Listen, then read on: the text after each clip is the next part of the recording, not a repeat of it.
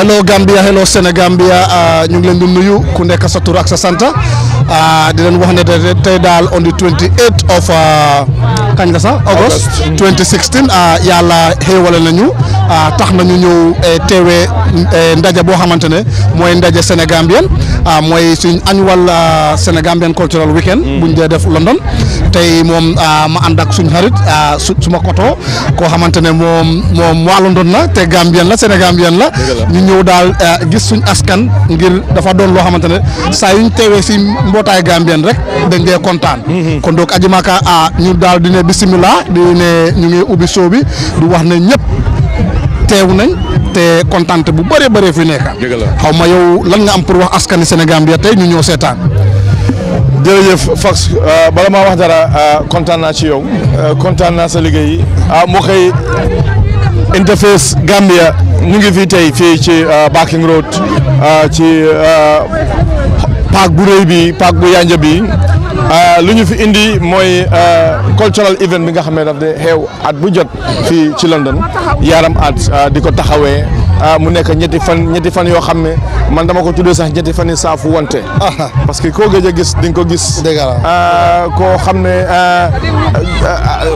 géej ngaa nuyu wante moom di ngeen gisee ngeen nuyu wante saafu wante ngeen ñaanalante yàlla loolu dafa rafet parce que ñun dëkkuñ fii dañ fi ñëw biñ fi ñëwee ñu yaatal ñu ci dëkk bi emuñ ci yaatal ñu rek ñu bàyyi ñu tamit ñu yaatal fi suñ culture moo tax at bu jot Yaram Arts ñëw indi mboolem luy aada ak cosaan Fax jëlee ko Gambia won ko nit ñi loolu moo waral park event bi macha allah xale yi dañ ciy gis seen boppa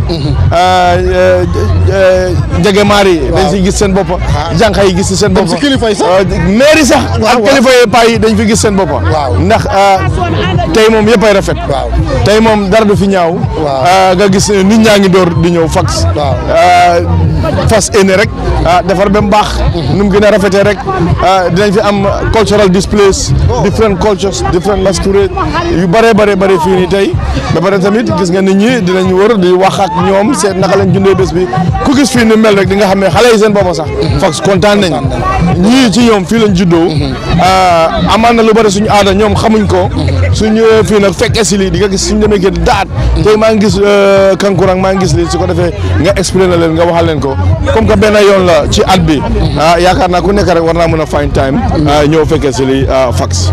jërëjëf aji Maka comme noo ko waxee rek Olof Ndiaye dafa ne lu mag di taama di def rek su yàggee dafa nekk aada fu mu nekk nii comme noo ko waxee rek mag yi teew nañ ñëpp teew nañ soo seetloo sa gannaaw yaa ngi gis ajarut yaa ngi toog car macha allah maire yaa ngi toog ñëpp a ngi am seen kaala du ko waral rek mooy ndaje bu baax parce que ndaje saa yu mu baaxee rek dafa am mbooloo saa yu mbooloo dem nga gis maire yu toog nii ak seen kaala xamal ne jaama baax te jaama rek a wóor.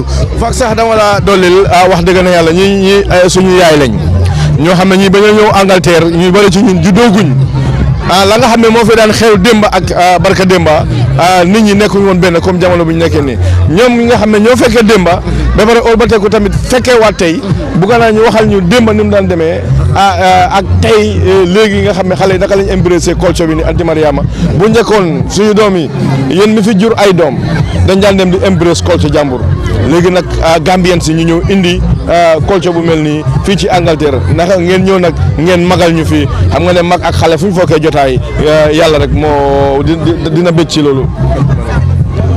bismillahi rahmaani rahiim maa ngi ñaan yàlla suñu borom bi bàyyi ñu fi ak jàmm di wax ne lii nii di buleet man mi toog di wax nii ñoo ko fi njëkk a def waaw dañ dee toog di wax ne nag fola du fode dañ doon won suñ doom yi ak suñ sët yi culture bi dañ leen daan def sax pour ñu ñëw together ñu daan def a trip to the seaside ñu yóbbu leen pour ñu bégal seen xale yi looloo taxoon rek ñu formoon that society léegi nag yàlla def suñ doom di Malick Dieng jël ko si suñ loxo di ko def ñu kontaan si lool di ko si support lii nag bam doore mentee ci paak bi benn year rek laa mos a manqué waaye apart from that every year dama dee present waa di leen support li ñoo def nii yal na leen yàlla mun loolu ko raw yàlla faj bee ma egga yal na leen fa yàlla eggaloo yàlla may ñu ñëpp wér ak wérle loolu rek laa am pour wax jërëjëf Aldi Mariama fak soxnaa la ko ñu ne mag bokkute yàlla waaye yàgg nag moom mag baax na ci kër ndax bu xale yi demee ba bëgg a réer ñu indiwaat leen teg leen ci kanam ndeysaan anti loolee ngi nii anti Kombe ak ajaratu suma bangura ngaa siré ñoom ñëpp seen doom yi màgg nañ léegi am nañ ay sët waaye ñu ñëw fii ma bàyyi la nga wax ak aji ngaa laaj ko ci bés bi. jërëjëf Aji Maka jërëjëf Aji Mariama li ñu wax rek mooy fekkee dafa baax torop yéen a gisoon démb a gis tey di sentu gis ëllëg tamit te yal na ko yàlla def ci daraja yonente Muhammad sallallahu alayhi wa sallam ma dooree ko si ajaratu bi laaj la sa tur sunu nga wax ñu démb naka la daan mel ak tey xale ñu ñëwee mbooloo lan moo ci sa xalaat. bisimilahi rahmaani rahim alhamdulilahi rabil alamin rahmaani rahim dara guñ dulee ci yonente bu tedda bi sallallahu alayhi wa sallam man nag bii mooy suma njëkkee li ñëw nag ci paak bi du ma dee ñëw waaye ren nag ma ne xaaral ma ñëw rek seet li xale yi def waaye kontaan naa si torop ndax ñi gëj a gisee yëpp dinañ giseen te ñëw seen doom yi ñu fo boole xol yi yëpp nekk benn ñi indi njaay itam ñu ngay ñëw soo loolu yëpp jàmm la ñu gën a góorgóorlu rek man dama ne xale yi jamono ji fi mu nekk nii ñu ngi gën a góorgóorlu waaye te luñ mun a nekk rek fo bi neex na torop waaye ñu see boole rek lislaam ni ñoo ndajee nii su activité fo amee su diina gi tam taxawee ñu jàppale ñu jóg taxaw si waaw di ñaan nag commencé nañ fo bi ci bisimilahi rahmaani rahim yan nañ ko jeexalee ci alhamdulilahi rabil alamin yan nañ ko def at yu bëree bare yéen it seen taxawaay rafet na seen liggéey rafet na yan na leen fi yàlla yàggal ci barke yonent bu tedda bi sallallahu alayhi wa sallam. jërëjëf kontaan naa trop jërëjëf yal na la yàlla fay di ñëw si ajaratu di la wax ne daal ndaje ngoog de mbooloo ngoog yow daal gis ku la gis de xam ne yow tam si mag kër nga bokk te dañ ne mag jar naa bàyyi si kër waaw fu mu nekk ni daal lan moo ci sa xalaat si ndaje bi ak lan nga am pour yeeda askanu Sénégal bi. maa ngi leen a gërëm maa ngi nuyu mbooloo mi di leen gërëm di leen santa ndax man ba paak bi dooree benn tey maa ñoom la waaw saa yu paak bi dooree rek man maa yéen dinaa ñëw du ma dem nag si sabar du ma dem fenn waaye paak bi moom foog ma ñëw léegi suma njaboot ñëpp suma njaboot lañ waaw maa ngi leen a ñaanal li ngeen a yóotu yal na si yàlla def barke ñun ñëpp ñu nekk benn ndax ñun ñëpp Gambien lañ waaw te suñ njaboot gaa ngi fi waaw man nag waaw kontaan naa trop. Aja mbaa kontaan na. waaw kontaan naa trop na leen yàlla jàppale yàlla ngeen leen dimbale si barke salaatul fatiha jërëjëf kontaan nañ si bés bi.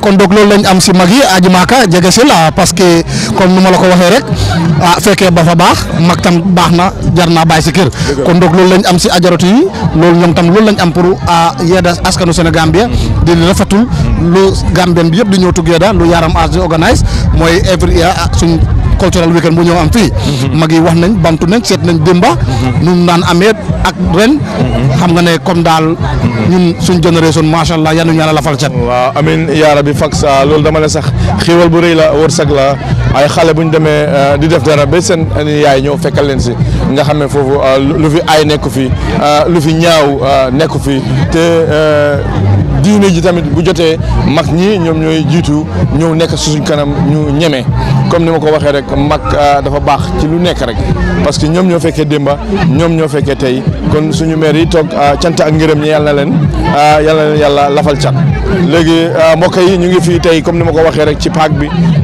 di jël loo xam ne moo fi naayoo xew si mbiri aada ak cosaan du tere tamit suma si kanam tuuti dinañ leen wax moo leen masquerade si nga xam ne fax ñoo fi nar a xew si lu nekk cosaanam fan la jógee ci Gambia incha allah.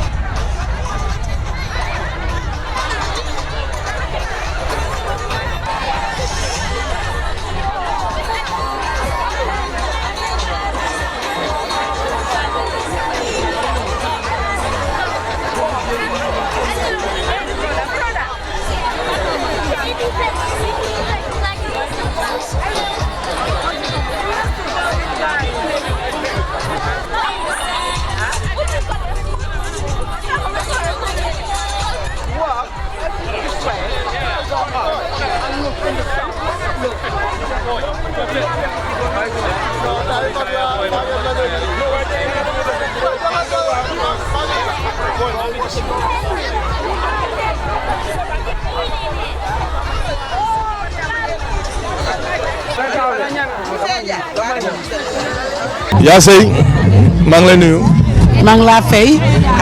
tey ñu gis ngeen ñëw fii xam naa ñu ne tey moom seen bunti kër la ñuy tëggee yéen doo leen wàlli yaan yi ñu ñëw fii tey amee fi Pâques festival bi li fi nar a xew nga gis xale yi tey ku leen xool xam ne bëgg nañ kontaan nañ yéen mi nga xam ne yéen ay magi xale yi yàgga fekkee démb fekkee tey naka ngeen gisee jotaay yu mel nii. waaw jotaay yu mel nii bisimilahi rahmaani rahim bisimilahi rahmaani rahim bisimilahi rahmaani rahim ba muy ñetti yoon di sant borom bi di sant suñu kilifa yi di leen sant yéen ndi yéen tam ci diine bi ngeen a dox di dox ci lu nekk yéen a ngay jàppale xale yi fii ku ci bugg a aw yoon wu di nga sax nga neen ko nii la ñu ngi leen a ñaanal di leen ñaax ne leen li ngeen a def tànk yi ngeen a dox fii kontaan nañ ci trop ñu topp seen gannaaw nit ñun yéen lañ am dañoo topp seen gannaaw fi ngeen ñu jaarloo fa yéen ay suñ mag yi yéen ay suñ jëkkër yéen ay suñ yëpp fii ku fi ñëw rek xale yaa ngi nii soo gisee nga ñëpp a ngee ree nga xam ne xol yi dañ set booloo nekk benn ñun waa ñu xam tey da ngeen ñu uyu si waaw ñun ñoo leen daan uyu si waaw yéen tey ñun ñoo seen yaan ñun ñoo leen amee di leen toppatoo waaye yal na yàlla def jaama xol yëpp nekk benn niñ toogee nii ak rafet toogaay bu jekka bi yal na yàlla gën a rafetal xol yi ñun ci yooyu la ñoo dox di ñaan yàlla di musal ñu si seytaane ak cat di ñu defal jaama diine gii ñu toppandik yéen ngeen ñoo fàttali toujours yal na ko yàlla gën a yokka suñ njaboot gu ci nar a dënga yal na ko yàlla indiwaat mu delluwaat ci sagoom yal na yàlla def jaama bismillahi rahmaani rahim asalaamualeykum jërëjëf. Guèye Ndioro kontaan naa ci yow su ma neexee ma ne Guèye Ndioro Guèye ma Siré Ndiaye Fatim Penda Lat Sukaabe sa waxtaan rafet na naka suma mag ji nag. mu ngi nii ci suma gannaaw xam nga ne fu ma nekk rek mu ngi fa konte jula. doolee jën ndox dara lu ma naxari. doolee jën ndox. doolee kumba sam waaw ji daf ma bugg a sagal ma jàppale ma pour gën maa pousse si diine gi. waaw man maa moom nag pik ak per lañ half and half lañ. waaw mooy suma findi foor daal mooy suma findi foor. te gars yi xam nañ ko maa ngi live and direct. loolu di ko wàcc suma xol bi dama ko bugg. loolu foor na jërëjëf kontaan nañ ma ñëw nag ci suma goro ci suma yaay suma lépp tey nag dama ko gis rek mu defee fi xale fax Sara Mundu Kumba Ndiir ngeen ñëw fii ngir magal gune yi tey ci bés bi nga wax ñu rek cosaan gi ak ni nga xam ne moom nga gisee tey mbir mi di demee léegi. mbir mi day kontaan nañ si torop bi moo nekk 7 years te at mu jot dama day atten jàppale xale yi di yëfi cultural week la pour fàttale Gambia pare jàppale xale yi yëfi neex na torop demoon nañ si sabar gi jënd nañ aso bi dañ dee ñëw si baag bi pour bégal ñëpp def ñu fàttale ko def ay kankurang ay simba ngeen yéen tam ñi jàppale ni yéen ñi leen jàppale yéen a yàlla jàppale def ko at yu bare ñu fekkee ko at yu bare bu kenn manqué ngeen ñaanal ñëpp ngeen gërëm ñëpp xale yi baax nañ sabar gi neexoon nañ def nañ fa lu nekka waaw ñi dégg nit ñi de jógee yeneen dëkk ba fii di ñu jàppale waaw yow yéen a yàlla jàppale waaw jërëjëf Sarr kontaan nañ ci yéen tamit yàlla leen yàlla yàggal suñ kanam wax dëgg ne yàlla mbokk yi ba tey rek ni ma leen ko waxee ñu ngi fi ci ñu xam tey waa ñu xam ñu waaye fax ñu xam nag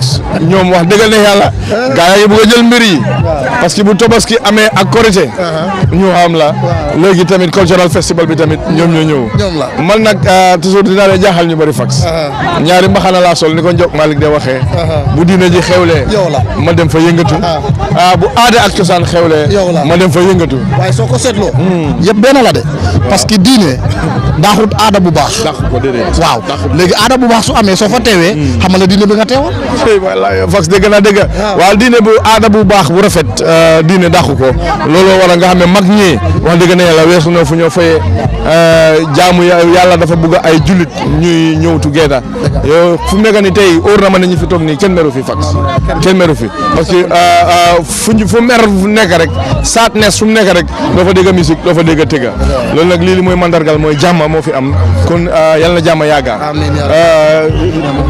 fu mu nekk nii comme noo ko waxee dinañ gën a bamtu seet parce que waaw ok Pa Assane yegg si na ñu laa nuyu di la ne jaajëfate di la waxte tamit bés bi suñ bés la. waaw. aji Maka. bàyyi naa la pour nga waxtaanal ñoo paasa. waaw bala ñoo waxtaana moom il faut que ma introduce ko Fax. kilifa la fii ci réew mi. suñu mag la. li ñuy def nii man ak yow. moo ñu ko dàq fuuf. beneen moom présenté la moom itamit. nga ñëw nag si paak bi Pa Assane. gis xale yi ndeysaan ku leen gis xam ne xale yi bëgg nañ. gis nañ seen bopp ci li nga xam ne moo fiy xew. aada ak cosaan Fax ni mu ko waxee léegi mu ne aada bu baax ak cosaan diine dàqut ko. loolu moo waral yéen ngeen mën a teew fii nii ma wax la rek nga wax rek ak loolu dënkam askani Sénégal mi fii ci London ak bés bii tey naka nga ko gisee. non man kontaan naa si trop bég naa si xam nga lii dafa neex nga ñoo nekk si réew ñu yaatal la nga mun a toog ak say askan ngeen mun a organise lii waaye man crédit bi yëpp maa ngi ko jox ñi nga xam ne ñoom ñooy organise lii waaw Yaram Art sam nga at bu nekk ñu ngi koo def defal ñu ko ñun askan bi te lii daf la génne daf la free from trouble waaw na yow yaa ngi si yeneen yaa ngi mun a am nga dem yàlla traité ko yaa ngi si yeneen waaye nga ñëw bokk fii gis fi say askan gis fi say mbokka gis fi ñoo xam ne ñu ngi jógee Sénégal Gambian community bi xam nga loolu dafa neex trop man dama si bég toujours waxtu bu nekk rek dama ñaanal ñi nga xam ne ñoom ñoo ko organise ñoom tamit yàlla dëgëral seen cër lii ba pare ñun tam dëkk bi nga xam ne fii leen ñu design pour dëkk fi wel ñi nga xam ne ñoo ñu jox atmosphère bi nii yëpp ñi mun a organise lii ñoom itamit ñu delloo leen njukkal Angleterre definitely fii di represents the world definitely nga ñëw fii as long as yow ni ma ko dee wax as long as yow influence ci loolu loo bi I mean yow you are free pour nga free nekk ay free man te ñun Gambians ay daaw ne loolu na nekk suñ problème ñun we come from a very very good waaw ñun loolu nekk suñ problème. am na loo xam ne tam dinaa profité sax ma waxaale ko xëy na sa bés bi du bésam ngeen am fi association bu am solo te nit moomul boppam àdduna kenn xamul ëllëg fiñ toog ni sax xamuñ sax kañ lañ fa jógee yàlla rek moo xam yàlla na yéex ngeen defal am sutura fon boobu leen dégg naa ne yow ci njiir gi la bokk bu nga nga wax si tuuti rek naka la ma réew di demee. jërëjëf man loolu sax bëgg naa trop mu leeralal ko mbokk yi kontaan na trop lii la njëriñi amin media bi lii njëriñu media bi nga wax loo xam ne dafa njëriñ askan bi waaw loolu mooy sutura fon bi mooy maanaam briefment fon la ku ko wax ba mbiri dee soo ko waxee nit nag daf dee tiit waaye ñun tubaab yi fii nga xam ne fii leen fekk nit ñi ñu dëkka ñoom seen boppa dañ dee parel seen boppa dañ dee parel seen boppa dañ dee plan for the future fii pour jënd fi baameel dafa fu nekk nii dem na si about £3,700 yaa ngay gis te ñun leen fexe mooy ñu form neen association bi am nañ suñ constitution am nañ suñ amoon neen interim committee léegi ñu bi amee draft constitution ñu ooyee congress ñu fal ñu nekk si executive bi man maay seen PRO yaa ngay gis soo léegi £5 every month la wala su la ne soo ko mënut a def nga def ko £60 ñu nga am sun banque boo xam ne moom ku ñu contact rek ñun dina la jox banque details yi nga def ko fa soo tamit am nga li ñu bëgg am mooy su fekkee ne yàlla traité ko di worst come to the worst dara xew nit gaañu wel ñun bëgg nañu tëba si xaalis boobu lu dem si £3,000 wala lu ko ëppa ñu jox ko famille bi des na si famille yi ñu seet ndax ñoom dañoo jënd fii baameel ndax dañoo yóbbu Gambia wala Sénégal soo loolu leen sos daal bu ko dimbale ñu ñëpp bu kenn ragal dee ñun ku si nekk dafa dee waaye am na ñoo xam ne ñoom dinaa ko wax nag am na ñoo xam ne biñ ko sosee ñoom dañoo ne man de bëgguma bokk si lii osusu dee bëgguma njëkk a sooti waaye life insurance mu ngi am soo mu nga koo dugal si life insurance rek parce que amul kenn ku dof ba xam ne yow fii da nga fay nekk ba abadan di fi jógee one way or the other dañuy ñaan rek yàlla na yéex. waxtaanoo sax dafa tax nga sa xol toj. waaw dee because foog nga jaar si alaakulli xaal foog mu am. foog nga am so foog nga di ko discuss comme ni nga discussé sa life ak sa partner sa family. understand because dee loo xam ne la mooy liy mucc fii dara mujj fi lu dul dee. waaw bëgguma ñu yàgg ci mbiri dee parce que comme ni ko Pa Assane waxee rek nit ñi dañ ragal loolu waaye. daal ñëpp bokk si mbégte waaw kontaan yow noo tudd sax yow. Yaama Diallo ma xamoon démba Diallo jërëjëf fax ma bàyyi la rek nga xuus gisee gars yi waxtaan ak ñoom. waaw parce que léegi lu ñoo xuus sax comme daanaka du bëri parce que ay askani Gambia comme nuñ ko waxee rek ñoom ñëpp ñu ngi nii fu mu nekk nii asalaamaaleykum ajaratu yi ñu ngi leen di nuyu ku nekk sa tur ak sa santa di leen wax ne daal lii de mbooloo boo xamante ne mboolooy jaama rek a ko waral léegi dina laaj sa xalaat yow lan nga am pour wax si askani Sénégal bi ak ndaje bi.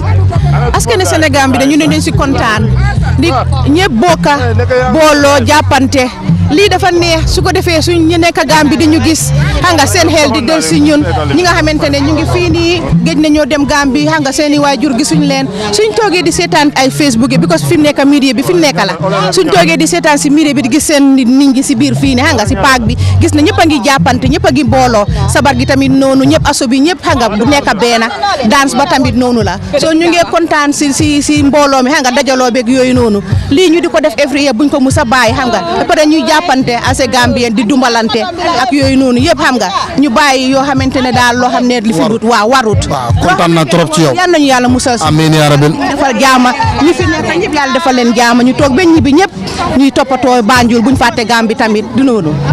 jërëjëf yow naka nga tudd. man maay Adja Khady Diop. jërëjëf waay Adja Khady Diop kontaan naa kon ñëpp dégg nañ lu Adja Khady Diop wax lii de waare boo xamante ne lu am solo la ku nekk kuy déglu ak seetaan bàyyi ci xel nga xam ne jaama rek moo wóor te moo war fu mu nekk nii jaar si soxna si di la laaj yow naka nga tudd.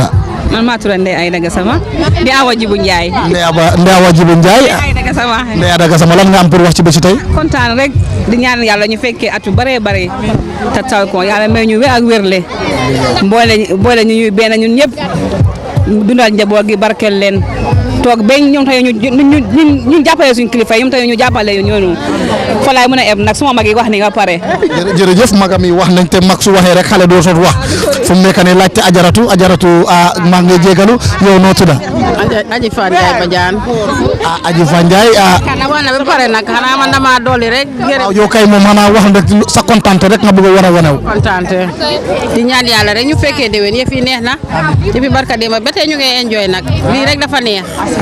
wax dëgg yàlla ak suma gan gi Yaama Diallo ñëw ajaratu Yaama Diallo gis ngeen ko soofalut dara su ma sonnee sax mu ne ma fokk rek nañ jóg rek dem rek xam nga lii rek moom moo ko waral kontaan naa dama kontaan nag ci bés bi suma rakka ju baax la bugga ma suma doom la tamit waaw suma maga ko jur suma doom la suma rakka la xale bu baax la ànd ak doomam ñëw nag enjoy naa week bi moom musuta am moom ci definitely di ñaan yàlla rek bu ko gën a neex di am rek di leen ñaanal yéen tamit yàlla may leen jàmm may leen kattan may leen wér ñuy fekkee at yu bëree bëri. kon donc ñun ñëpp a ko déggandoor jaama wóor ñaan ñu fekke at yu bëri mbaari muso hekatu mbe ñinin kala do mandin la mbe ñinin kala ne mande ka kangol la ete tondi Fat Cissé domor la ba ngalon ko kinu jamale ma jande mina han ngaje ya futole ma futo yes yo ite dal mbe ñinin kala mina ila miral ko to an ila kontan bunda ñun mungola ni ñun demon damin ko no jambe e mun so pour kafo.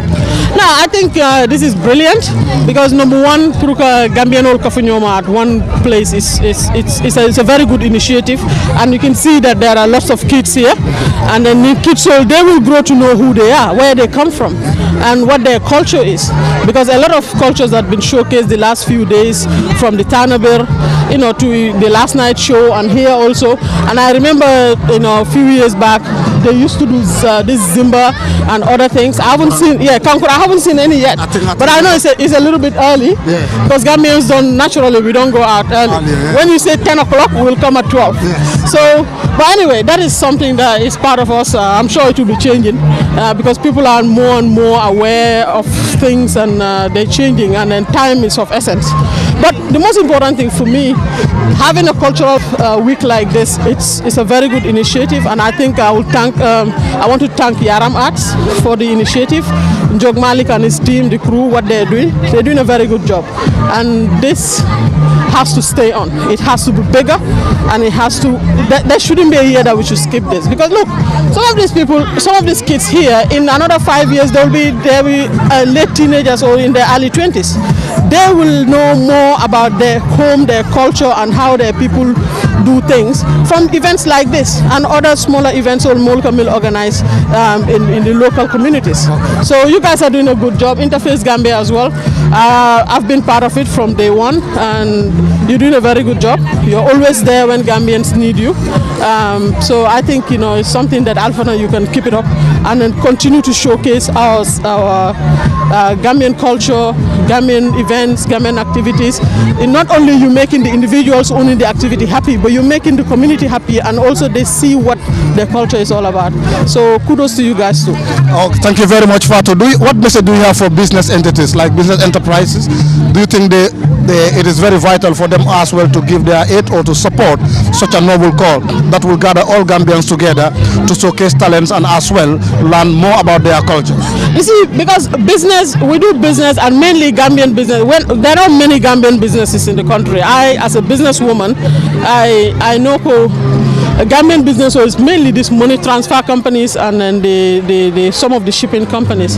But you can see that all the money transfer companies, despite the competition among them, we are all always willing to help whenever there is an event or there is a show like this. I have been sponsoring Yaram Arts and Interface Gambia since, for Yaram Arts, they've been existing longer than my company, Immediate Money.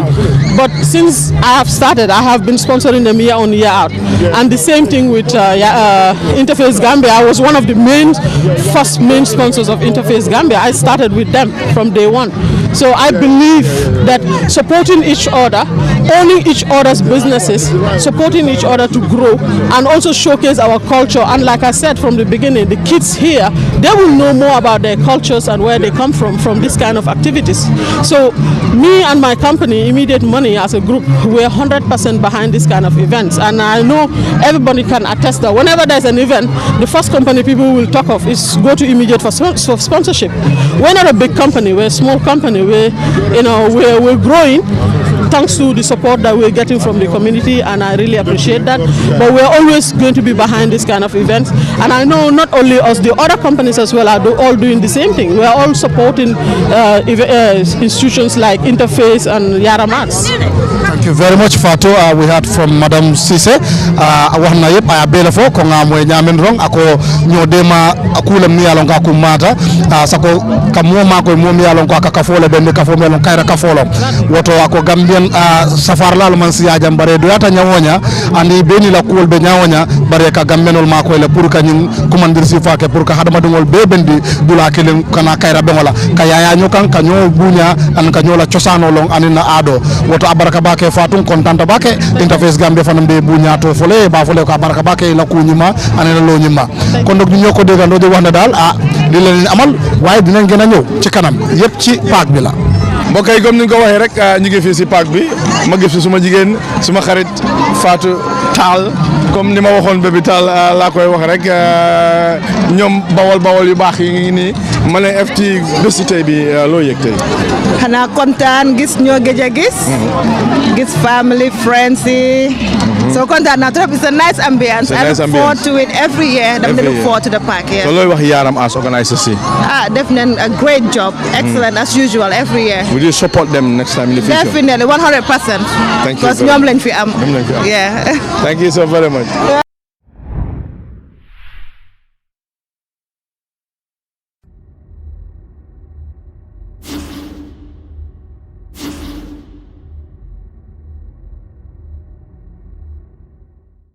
Interface Gambia on GRTS, a weekly TV program featuring ñun waa Interface Gambia fii ci Angleterre li leen di woon àddina wërngal këpp wuroo jëm na këng jaaji war na mbaam lu wedd gis bokk ca lii nag dañuy ente ba pare fees bu ngoon jotee ñu wane leen télé jërë ngeen jëf. programme diine ji ak penc mi ci GRTS lépp luy diine fii ci bitim réew naka la ñoo dundee fii suñu diine ak borom xam-xam yi ay debate yu am solo ci wàllu diine. Host of Youth Ablaze with Interface Gambia. Make a date, don't miss it. Bartlinger Show with me, Lady J, here on Interface Gambia in London on GRTS. I'll be bringing you Profile Show on Interface Gambia on GRTS, giving you programs and activities in the United Kingdom, in Birmingham, Manchester, and all other cities. We'll be profiling individuals, business people, and organizations that are doing extraordinarily well in our society in the United United Kingdom. Every Sunday, 10:30 p.m.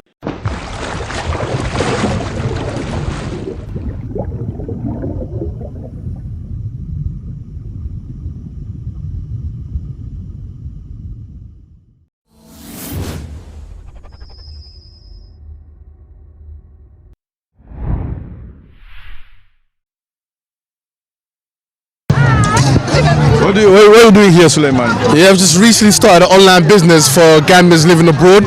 So I've put them in a situation where they can go online, buy various products like food products and services like rice, sugar, oil, and everything. Just the basics that everybody needs in Gambia.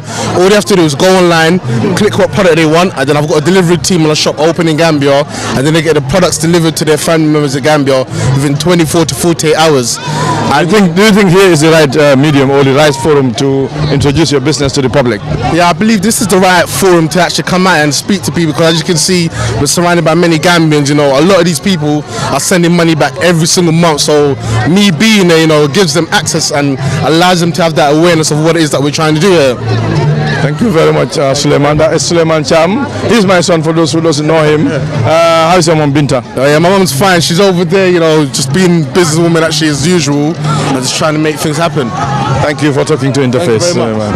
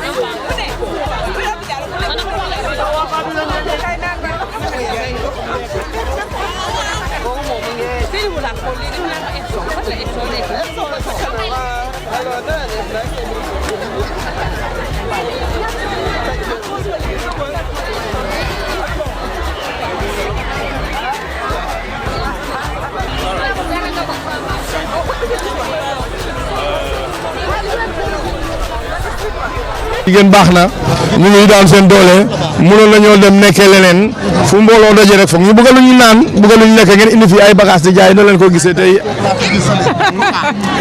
tur bi. Mariama. Makal. waaw nga ñëw fii jaay si tey. waaw ay drinks. so lan nga lay wax organiser si kon gars yi defar nañ ba mu baax na. delete that one bo ñin garola minna amen yalo ñin be mum kayra be ngolati so laftalo ne testing fa mum ne jambi muna ne nata jam nata jam pour que ni nga at least ni nga ko do min saje pour un mol so ko no mol ma at least Gambia ma parents ol ma ko mol ma ko ya ke ko so do ngite mum yamar kula so pour ka fe mol ñing kay at every year people mol Canada don ka contribute get together it's nice yes e content da ko wal e to du Mariama ñadi Mariama Makalo e to du Sally Mangena I'm from Mangena. You're from Zimbabwe. Yeah. So what's your opinion about the gathering today? It's very nice. African culture. It's nice. I'm helping my friend here, Mariama.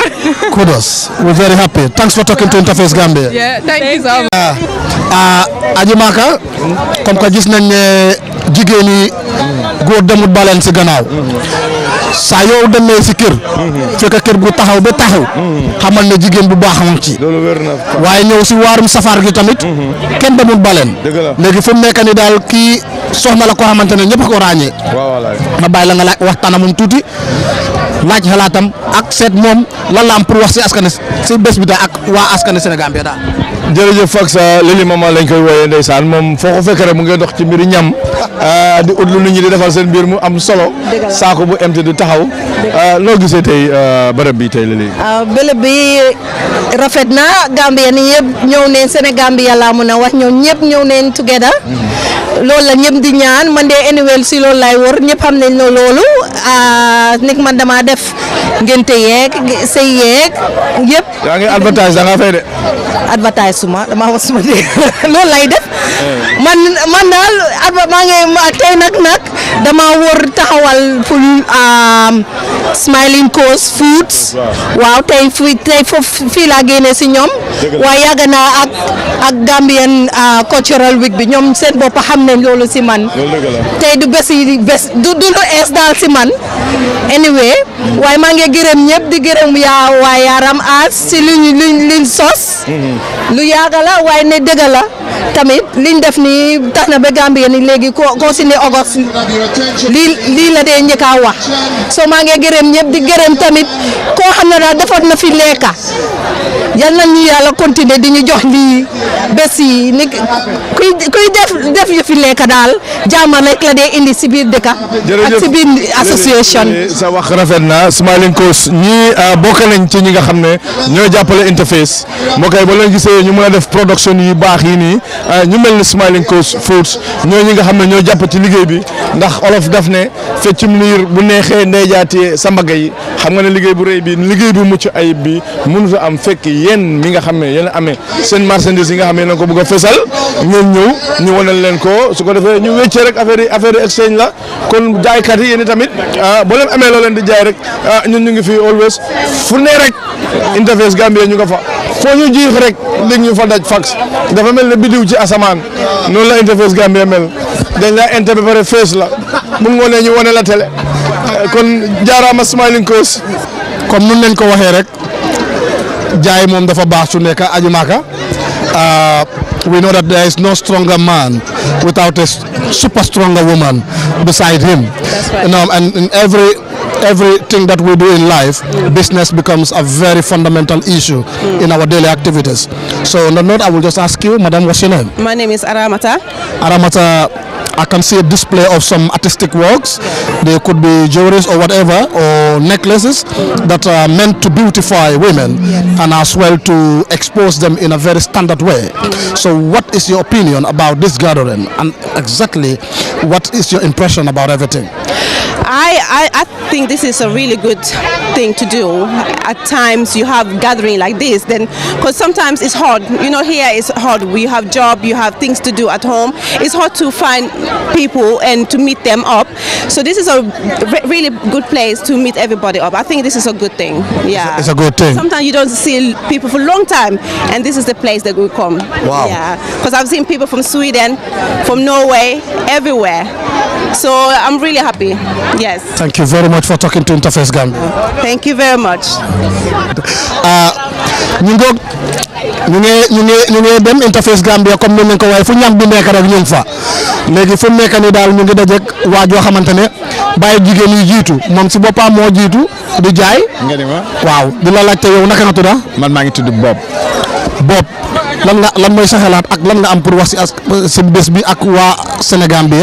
waaw mais kontaan ci trop parce que xam nga bés bi nga xam ne da ngay dajale mbokku Afrique yëpp parce que damay wax ni tey du waa Gambie rek fi nekk gis naa fi africaine parce que am na Camerounais yi fi nekk yu ma gis fii am na ay Nigériens am na ay Sénégalais am na ay Gambiens donc bés la bi nga xam ne bés bu mag la pour la communauté africaine donc sant yàlla di gërëm ñi ko xam ne ñoo ko organisé mais nice daal. tu es très content quoi. mais très content. merci beaucoup. yeah man so happy. Aji Maka comme noo ko waxee rek yow ñëwale ni ma jox la. waaw fu nga ne ñam la. lu ma fi gis daal aji doy na waar de bii mooy ban nag. brochette la. brochette fu mu nekk nii daal ma bàyyi la nga waxtaan ak borom brochette. waaw ma brochette. borom brochette brochette na nag ana Thomas di suñu jigéen moom itamit boo xamee moom itamit artiste la. ñuuli weedit madame wat Diop. ndeysaan Diop ma mbàcco doon la Dior Ngone Latir Diop sa xewer Fatma dooleel loo bëgg ma dem moom damel la bargate la Diop kon nga ñëw fii si paak bi tey. waaw indi fi sa njaay di njaay. waaw di daan sa doole. loo fi am tey leew na la. ñi nga xam ne nag ñoo la may nga mun a am moo public bi pour jaay leen. loo am pour wax tey ci bés bi. di gërëm Ndiog Malick ak Yaram Arts rek. parce que lu jig njaak mooy. njaak waaw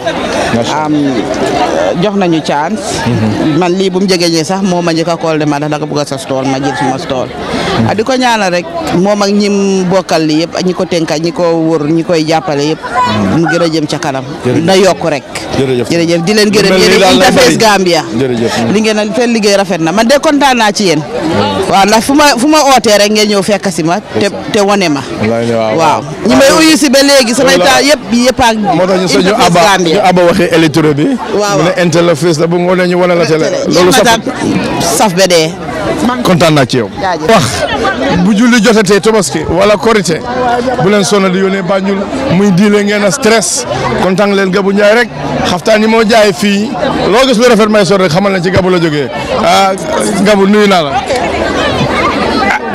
jubóo nañ nag waaw ok jubóo nañ waaw fay naa la jubóo nañ online ni straight soo ku bëgg daal comme li nga wax rek mbubbi julli buy bu góor mu jigéen soo bëggee pour sa xale yi mun ngaa order soo bëggee dubal talong yi bëri nañ amuñ rek yu weex parce que fii ñu bëri seen can ci tegi duy mut nga sol dubal xaftaan bu bulo sol dubal talong bu weex oo bu green soo couleur boo bëgg rek soo ñëwee ci man am na soo bëggee order tam ñëwaat rek nga pour plus sa order ñu neta la jox la lu rafet waaw lu sa number bi sax 07446 115 903 oo ñu gis la rek oo ñu gis ansu rek wala ñu gis ma rek suñ la gisee rek sanse nañ rafet suñ ma gisee rek sanse nañ déggal loolu Omoti respect in the building my big brother naka waa Sweden nag ñoom ñëpp ñu ngi leen naan nuyu léegi yéen ngeen amoon cultural bi ren ngeen ñëw uyu suñu yow moom at bu jot ngeen ñëw kontaan nañ ci yéen Angleterre moom suñ Angleterre la loolu wóor na affaire si moom foog ñu war a jàppalante dëgg la yéen ay brothers yu nice ngeen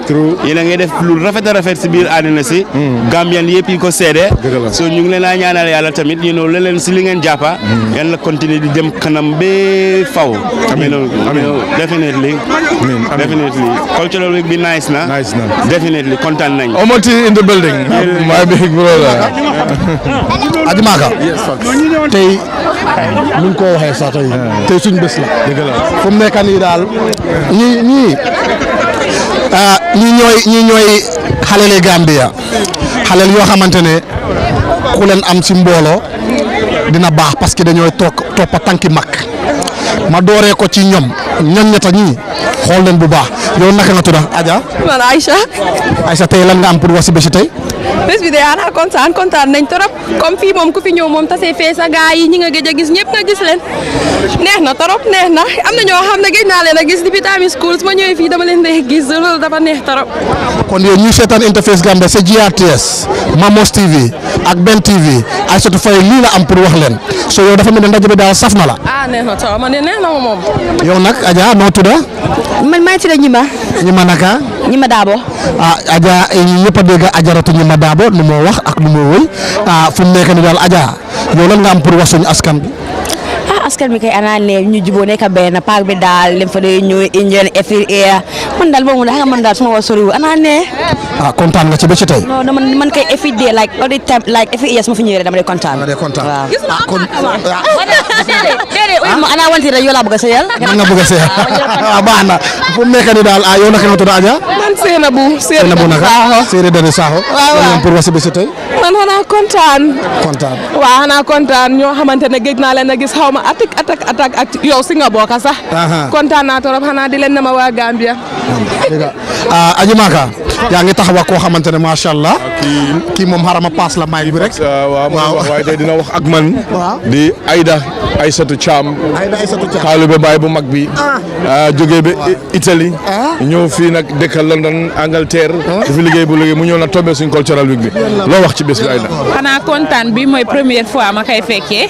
mais kontaan day dajale suñu mbokk yi ñun ñëpp ndax Sénégal ak Gambie yëpp benn la. waaw day tax ñun ñëpp ñu nekk benn. waaw day tax yëpp di tax daal mënuma wax nag. yëpp ay tax li nga wax loolu am na solo Aïda jërëjëf kontaan nañ ci yow.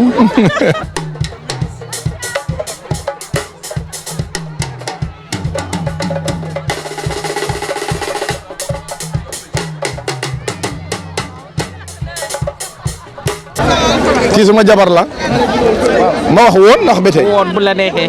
waaw gis nga ko yaay bàyyi xale yi moom ci lii la yàgg a yëngatu ndeysaan foo ko fekk rek ture nga naa Manding Mori mu ngi daan dooleem paak bi ba mu dooree ba tey ku fi ñëw jaay si Binta moo la dalal Binta tey loo am pour wax ci bés bi.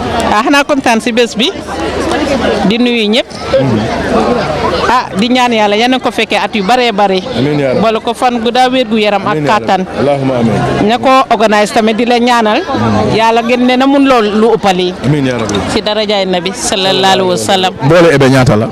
Tuupa. ba seer de. mbokk yi ba tey yéen a ngi seetaan Interface Gambia on Ben Television ñu ñëwal leen fii tey ci parc bi ci Newham pour cultural display bi nga xam ne moo fi naayoo xew ñu gis nag jigéen ñu ngi rang bu bébbut macha allah gisuma fi benn góor jigéen ñoo nekk fii di daan seen doole di defar ay njaay di ko indi di jaay muy ay njaay yu neex moo kontaan si yéen soxna si noo tudd yow. man Mahadi. Mahadi sant bi. Kujaabi. Kujaabi tey loo gis noo gisee bés bi tey. bés bi de neex na de ambiance bi neex na. maa ngi fi indi suma doom yi ñu ñëw enjoy Gambian culture naka. Gambian week bi. ko bëgg suma doom yi tamit mun a. xam suñ culture bi. kii nag suma doom la moom tey dafa jaay tey. ma ngi jaay fii lu garaaw xam naa moom tey mun na seet. fruit salad. You speak English or Wolof or Mandinka? Fruit salad is English. No. I want to know which language you comfortable speaking, talking. Anyone. kon xaaral ma dem si Wolof comme man suma angale baaxul yow yaa indi fruit salad bi di jaay. Yeah. di nga ma ci may benn. waa naa la may. noo gisee tey bés bi tey. kontaan naa because pour ñu support suñ culture la and then xam nga pour ñu xam ne Africa mënuma wax bu baax nag. waaw loo wax rek baax na fii rek nga dem nga xam fu Gambie ne dajale dafa dem jaay. bii mooy suma first time ma def ko fii nii because dama def catering. so yeah. kon su ma amee xew mën naa laa oo nga defal ma lu mel nii. yeah anytime. nga naka nga tudda. man maa ngi tudda Mama waaye Mirio mooy suma catering name bi. sa lunette yi baax na nag neex na ko neex na ma trop jërëjëf thank you for talking to Interface mbokk yi ba tey rek waaye nag ñoom xamuñ ne suma jarbaat lañ seen yaay waxtu bi mu ñëwee wax ko ba pare kii di jabari Omar Dafe ma nuyu la. ma fay la. nuyu. asalaamaaleykum. waaleykum salaam. maa ngi nuyu. maa ngi nuyoo. loo yëg tey si bés bi tey. kontaan xanaa bés bi neex na macha allah. sa jëkkër nga DJ fële di mbalax lu. waaw di mbalax lu neex yan na fi sax. amiin yaa rabbi. waaw ñun de happiness rek la ñoo wër. te lii moom happiness la ambiance bi koo gis xam ne neex na ba noppi. neex na moom Gambian bi nag noonu la suñ continuer lii moom. dina gën a neex. dinañ dem fu sori. dinañ dem fu sori. waaw Benno moo am solo nekk benn ndeysaan mu fàttali ma lu bare ay nit bu ñu àndee bokk aada bokk cosaan dañu war di yëgante waaw loolu moo waral nag tey Yaram Arts organise lu mel nii sa jëkkër di liggéey ci liggéey bu rafet nga ñëw toog fi yow tamit sant ak ngërëm ñeel na la dégg nga. jërëjëf waay Yaram Arts si kaw si kanam.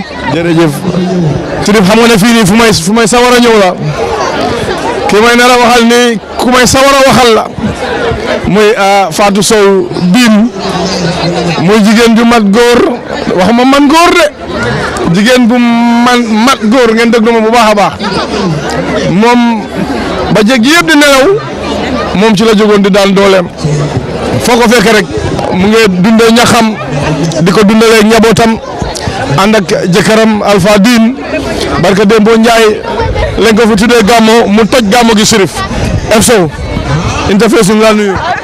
Aji Maka maa ngi leen a fay di leen gërëm di leen sant alhamdulilah ngeen fekkam fii si suma store ak suma jëkkër ak suma mag ak suma doom alhamdulilah ñu ngi góorgóorlu ñun ñëpp ñu fi ñëw yal nañu yàlla dimbale li ñoo ut ñun ñëpp yal nañ ko am yal nañ ko tombé at yu bare di ko célébrer si barke baay ak baayam. jërëjëf Sow Poulo moom moo dalal jaaykat yi yëpp moom bañ dooree dee woon la fa door di jaay kontaan nañ nuyu naa la. fay naa la Niass. gis nañ nga taxaw sa kanam jabar ndeysaan. di ko jàppale. ni ko baaxee di defee rek. muy lu rafet. waaw ñu baax ñëpp nag góor ñu baax ñëpp dañ la war a roy. maa la ko wax de. waaw yow ni nga ko defee nii laa ko bëggee. ak ko defu la defuloon la war. dëgg bu wér. jabar da nga koo jàppale. yaa fi yàggal lool te mooy dëgg it. dëgg la jërëjëf Niass. jërëjëf su ko ju baax nga nag. waaw walaay ndeysaan.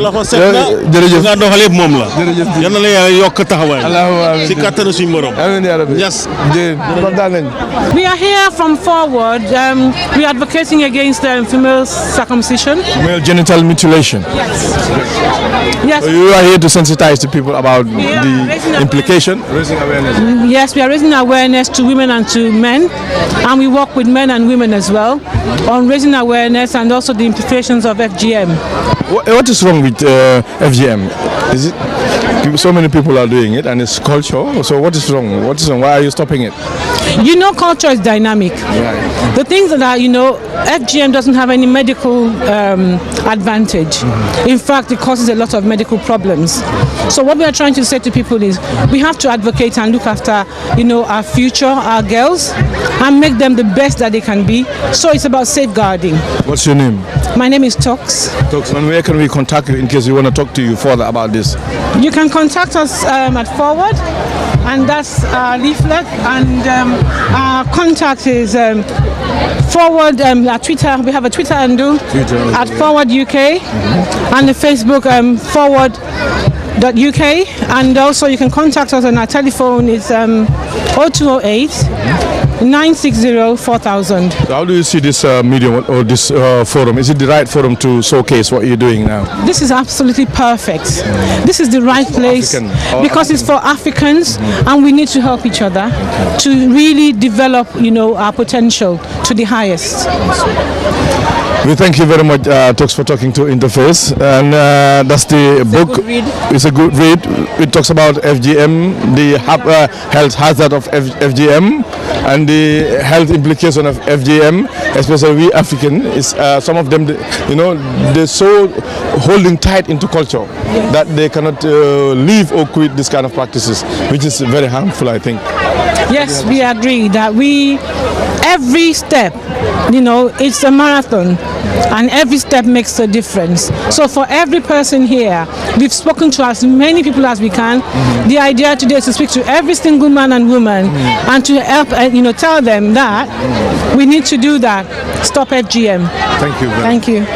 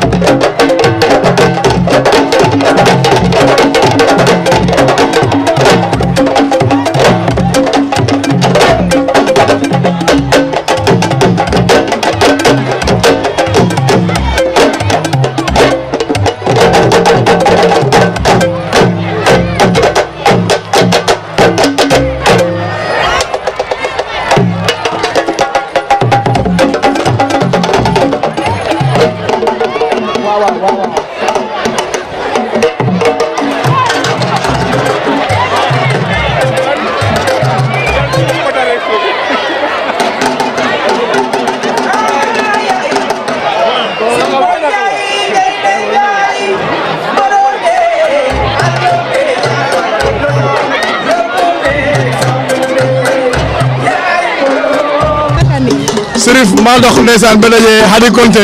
waaw gars yi xamee ko seen tipo. muy suma jabar. di suma jigéen. maa jamba tamaateem. ak ku jox ma ñëw cultural bi ndeysaan. ànd ak jëkkëram. sanse bu rafet. ndax teew. Hadi loo yëg tey ci bés bi. xanaa mu delloo ma rek cosaani Banjul delloo ma fa ma jógee parce que man dama bëgg a aada ak cosaan macha allah waaye bëggee rek la ñuy wax soo lii nag dafa nekk loo xam ne dañ koy séntu every year ñu di ñaan yàlla rek niñ ko fekkee ren jii yal nañ ko fekkee ay déwén yu bare incha allah waaw waaye bëgg naa si torop waaw lii moo ñu tax ne liñ nekk Europe cultural week yi ñu def ni moo tax ñu ngi gën a fàttali